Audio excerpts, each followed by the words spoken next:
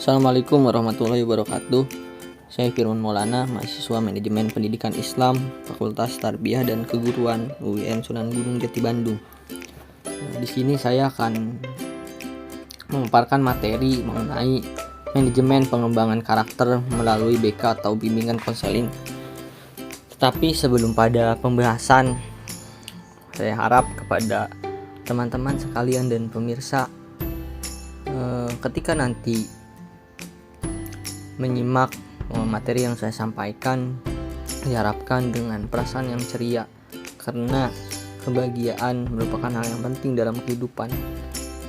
Mungkin langsung saja berlanjut pada materi yang akan saya sampaikan.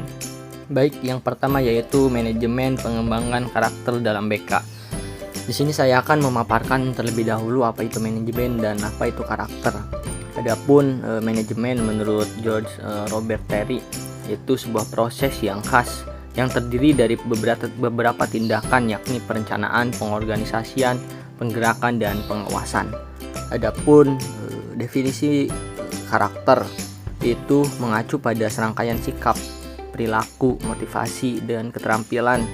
Karakter meliputi sikap seperti keinginan untuk melakukan hal yang terbaik, kapasitas intelektual seperti berpikir kritis dan alasan moral, perilaku seperti berkata jujur dan tanggung jawab, mempertahankan interpersonal dan emosional yang memungkinkan seseorang berinteraksi secara efektif dalam berbagai keadaan, dan komitmen untuk berkontribusi dengan komunitas dan masyarakatnya. Karakteristik adalah realisasi perkembangan positif sebagai individu yang berintelektual, sosial, emosional, dan beretika. Individu yang berkarakter baik adalah seseorang yang berusaha melakukan hal yang terbaik. Jadi, manajemen karakter yaitu sebuah aktivitas manajerial dalam bentuk dan mengembangkan karakter pada seseorang, sehingga dia akan menjadi individu yang memiliki keterampilan dan moral. Selanjutnya yaitu pengertian mengenai pendidikan karakter. Menurut William dan Scarlett mendefinisikan pendidikan karakter merupakan berbagai usaha yang dilakukan oleh para personil sekolah, bahkan yang dilakukan bersama-sama dengan orang tua dan anggota masyarakat untuk membantu anak-anak dan remaja agar menjadi atau memiliki sifat peduli, berpendirian, dan bertanggung jawab. Atas pengertian yang disampaikan oleh William dan Scarlett itu di sini berarti pendidikan karakter adalah suatu upaya dalam membentuk dan membangun karakter yang dimiliki oleh anak, yang mana seluruh personil sekolah, bahkan masyarakat dan orang tua pun adalah orang yang memiliki kepentingan untuk mengembangkan dan membantu anak-anak agar memiliki sifat yang peduli dan bertanggung jawab. Adapun tujuan dari pendidikan karakter dalam BK ini dalam nuansa bimbingan dan konseling menurut American School Counselor Association, tujuan dari pendidikan karakter adalah membantu siswa agar menjadi lebih positif dan mampu mengarahkan diri dalam pendidikan dan kehidupan, dan dalam berusaha keras dalam mencapai tujuan masa depannya. Memang tidak jauh berbeda seperti tujuan pendidikan pada umumnya, yang mana tujuan dari pendidikan karakter ini yaitu agar siswa mampu menjadi orang yang positif untuk selalu bisa berusaha keras mencapai tujuan-tujuan dan cita-citanya, sehingga dengan pendidikan karakter ini nantinya tujuan dan masa depan dari siswa tersebut akan semakin terarah dan tertuju. Selanjutnya yaitu komponen dalam mengembangkan karakter dalam BK. Di sini ada berbagai macam komponen penting yang dibutuhkan untuk mengembangkan karakter peserta didik. Yang pertama yaitu ada isi kurikulum, yang mana isi kurikulum ini adalah suatu acuan yang memang diperlukan dalam mengembangkan karakter. Karena dengan kurikulum yang jelas dan perencanaan yang matang, nantinya pembelajaran pun dan mata pelajaran yang disampaikan akan semakin lebih efektif untuk disampaikan, sehingga itu akan membantu dalam mengembangkan karakter peserta didik. Selanjutnya yaitu proses pembelajaran. Proses pembelajaran ini juga penting untuk mengembangkan karakter siswa. Mengapa? Karena dengan proses pembelajaran yang efektif itu akan menyebabkan atau menjadikan kelas akan semakin menarik, sehingga siswa akan mudah untuk menyerap materi yang disampaikan oleh guru. Dan dari situ, dan dari proses pembelajaran juga, siswa akan mengenali karakternya, sehingga adanya proses interaksi antara guru dan siswa.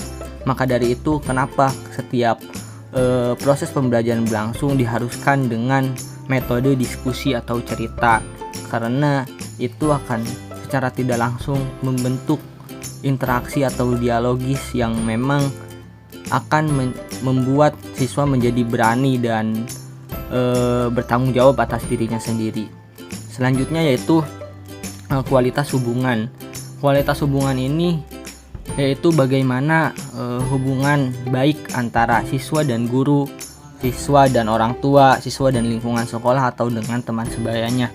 Karena dengan hubungan yang baik atau relasi yang baik dengan orang lain, itu akan membuat dia menjadi seseorang yang memiliki rasa tanggung jawab dan berani untuk bersosial. Selanjutnya yaitu ada penanganan mata pelajaran. Nah, mata pelajaran juga adalah suatu komponen yang penting dalam proses pengembangan karakter dalam BK kepada siswa.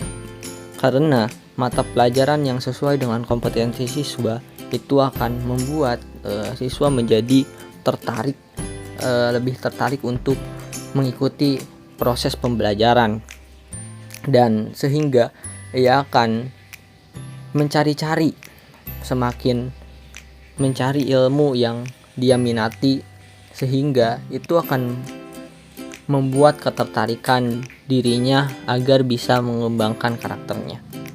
Selanjutnya yaitu pelaksanaan aktivitas kokurikuler dan etos seluruh lingkungan sekolah.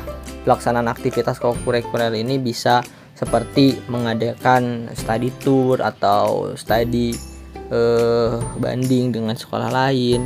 Itu pun akan membuat karakter siswa menjadi terbangun, sehingga mereka bisa mengenali dirinya dan dunia luar itu seperti apa, dan memahami lingkungan sekolahnya dan lingkungan masyarakatnya. Selanjutnya yaitu materi pendidikan karakter dalam layanan bimbingan konseling. Ada beberapa materi yang dapat disampaikan atau dipraktekkan kepada para peserta didik atau siswa agar mereka bisa mengetahui dan memahami seberapa penting karakter yang harus dibangun oleh mereka. Yang pertama yaitu perilaku seksual. Yang kedua ada pengetahuan tentang karakter. Yang ketiga ada pemahaman tentang moral dan sosial. Yang pemahaman tentang moral sosial ini agar mereka bisa berbaur dengan masyarakat sosialnya dan juga bisa menjadi orang yang berperan aktif untuk masyarakat. Selanjutnya yaitu keterampilan pemecahan masalah, di mana keterampilan pemecahan masalah ini harus dimiliki oleh setiap siswa, yang mana mereka nantinya akan selalu dihadapi oleh berbagai macam masalah, sehingga mereka harus bisa menyelesaikannya secara mandiri. Selanjutnya yaitu kompetensi emosional, yang mana emosional dan perasaan mereka harus bisa terbangun, sehingga mereka bisa mempunyai rasa empati dan simpati kepada orang lain. Selanjutnya yaitu hubungan dengan orang lain atau relationship, yang mana hubungan dengan orang lain pun harus bisa terjalin dengan baik. Bagaimana cara mereka berinteraksi dengan orang lain, bagaimana cara mereka berhubungan baik dengan orang lain, sehingga mereka akan menjadi orang yang disegani dan dihormati oleh orang lain. Selanjutnya perasaan ketertarikan dengan sekolah, ini pun harus bisa selalu disampaikan oleh guru, karena ketika mereka merasa tertarik untuk bersekolah, niscaya mereka nantinya akan bisa selalu menjadi orang yang selalu mencari ketertarikan atas ilmu-ilmu yang ada di sekolah. Yang selanjutnya yaitu prestasi akademis, yang mana prestasi akademis ini juga merupakan hal yang harus disampaikan untuk mereka agar mereka bisa menjadi insan yang berprestasi selalu akan nilai-nilai yang mereka atau materi-materi yang bisa mereka kuasai. Selanjutnya kompetensi berkomunikasi. Nah, tadi tidak jauh seperti tadi bahwa berkomunikasi mereka harus bisa pandai bagaimana berkomunikasi dengan baik dengan lawan bicaranya. Selanjutnya yaitu ada sikap kepada guru. Nah, yang mana mereka harus bisa atau mengetahui bagaimana cara bersikap kepada guru, bagaimana cara menghormati guru dan menghargai guru. Selanjutnya dijelaskan di dalam Eric Resource Center bahwa dengan semakin meningkatnya urgensi pendidikan karakter, maka konselor sekolah perlu memahami tentang cara menggabungkan pendidikan karakter dalam program bimbingan dan konseling. Dan lagi jenis materi yang disarankan yaitu yang pertama ada sikap tanggung jawab, lalu ketekunan, lalu kepedulian, kedisiplinan, kewarganegaraan, kejujuran, keberanian, keadilan, rasa hormat, dan integritas. Itu semua merupakan materi-materi yang dapat diberikan atau disampaikan kepada peserta didik dan siswa agar mereka terbangun karakternya dan karakternya dapat berkembang sehingga mereka menjadi individu yang bermoral dan juga individu yang bisa bermanfaat bagi masyarakat dan lingkungannya. Bimbingan konseling dengan berbagai kegiatan yang di dalamnya mendukung potensi siswa, memberikan kesempatan pada siswa untuk mengembangkan dirinya sesuai dengan kemampuannya. Adapun lebih jelasnya, posisi bimbingan konseling juga diperkuat sebagai salah satu wadah dalam membentuk karakter dalam sudut pandang teori sistem ekologis dari Brown Van Benner sebagai salah satu aspek yang mempengaruhi interaksi individu dalam proses kehidupannya. Ya, mungkin itu saja materi yang dapat saya sampaikan. Kurang lebihnya mohon maaf. Hadanallahu wa iyyakum ajmain. Allahumma fiq ila aqwamit thoriq. Wassalamualaikum warahmatullahi wabarakatuh.